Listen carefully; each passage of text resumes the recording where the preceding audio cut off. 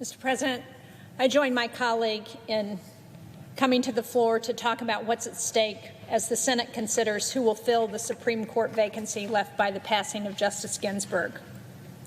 Now, Justice Ginsburg was not only an extraordinary legal mind, but she was an unwavering advocate for equality under the law.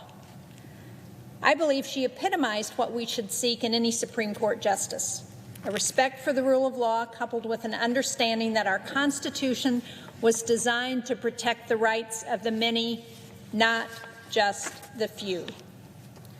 Unfortunately, President Trump and my colleagues across the aisle are doing a disservice to Justice Ginsburg's legacy by attempting to rush through a nominee when the election is already underway.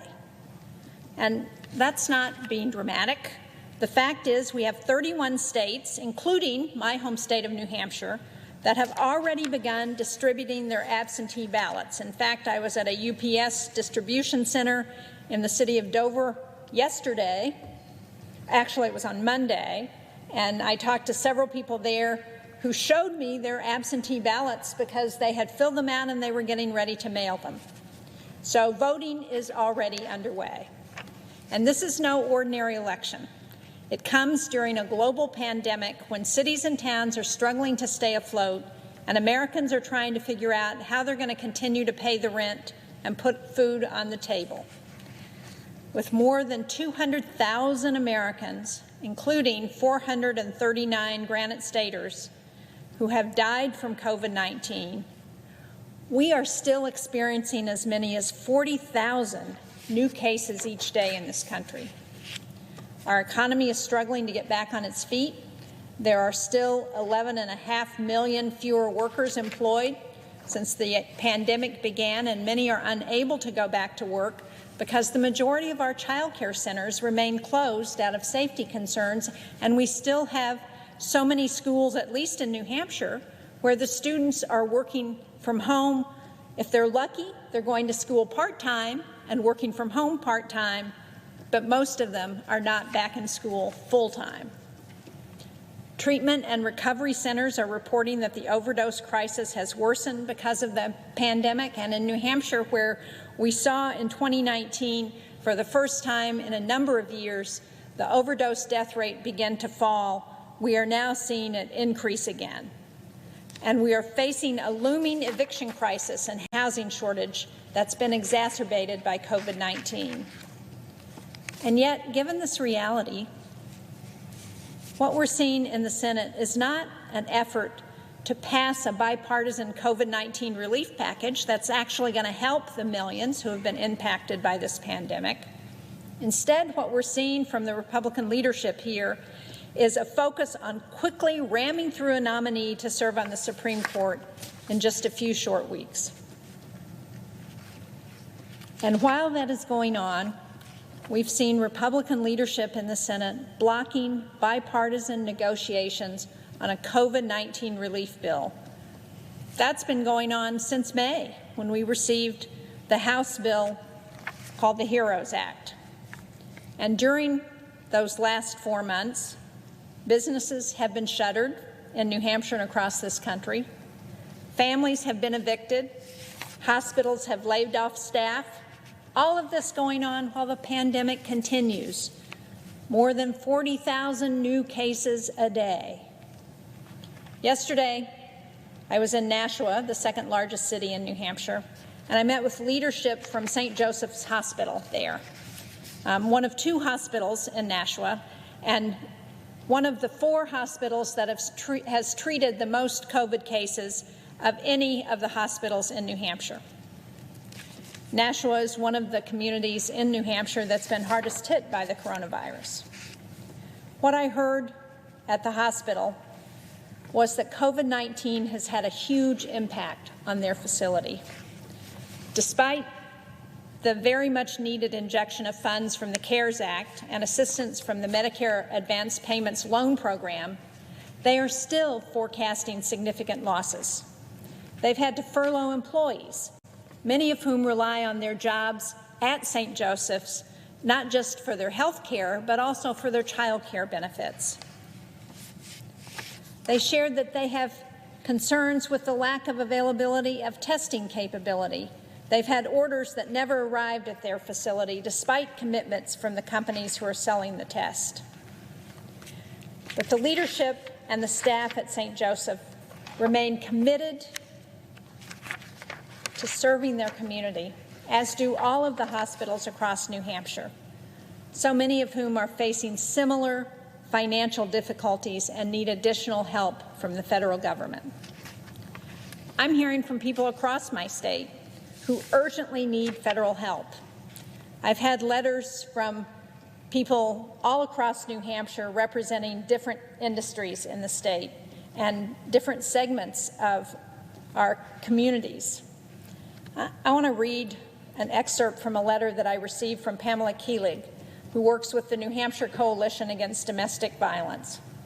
She says, and I quote, "The pandemic has had grave consequences on the health and safety of survivors as they encounter ongoing barriers to accessing the support they need. Overall, the statewide hotlines have seen a 7% increase in call volume compared to this time last year." Pamela's letter goes on to highlight what's at stake if Congress refuses to act. She says, quote, "Prolonged inaction in providing additional funding places survivors and their families in increased jeopardy. The time to intervene is now. They need help now."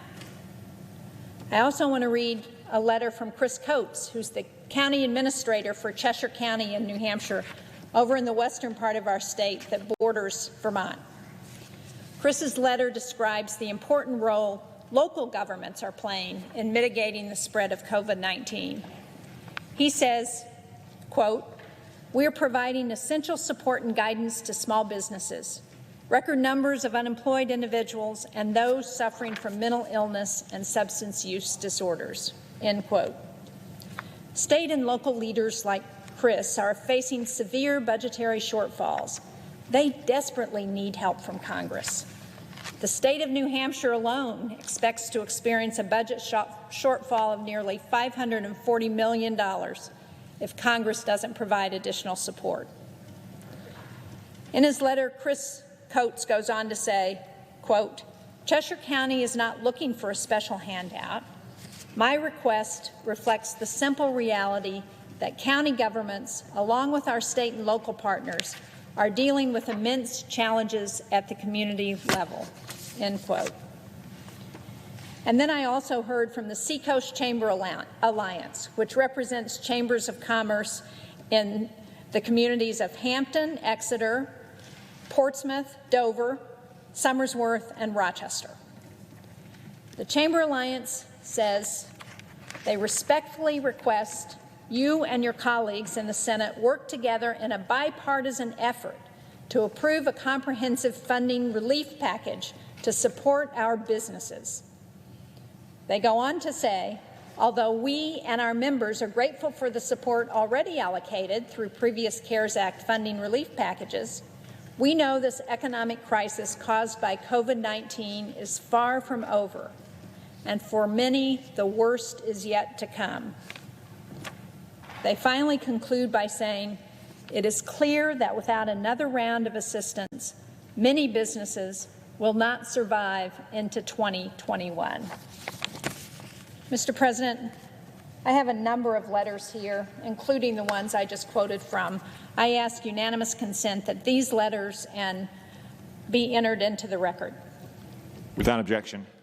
Thank you. So in the middle of this pandemic, the likes of which we haven't seen in more than 100 years, what we see here in the Senate is that Majority Leader McConnell has prioritized moving a nominee who would enable the court to strip away critical health protections that keep Americans safe. Instead of providing more resources for the businesses, the hospitals, the healthcare providers, the people who have lost their jobs, instead of providing more resources for them, the majority is hoping to confirm a nominee who would strike down health care coverage for people, including those with pre-existing conditions. My colleague from Connecticut, Senator Murphy, was very eloquent in talking about what the impact of striking down the Affordable Care Act will be. But the fundamental concern is that instead of working together here to help Americans who are struggling with this pandemic, what the majority has chosen to do, what the Republicans in this chamber have chosen to do, is to ram through a nominee who threatens to erode these fundamental rights while on the court. Right now, Granite Staters and all Americans need the Senate to work for them, not for a partisan agenda to radicalize the Supreme Court. I urge my colleagues on the other side of the aisle to set aside this effort to work together for the American people, to get people the help they so desperately need. Thank you, Mr. President. I yield the floor.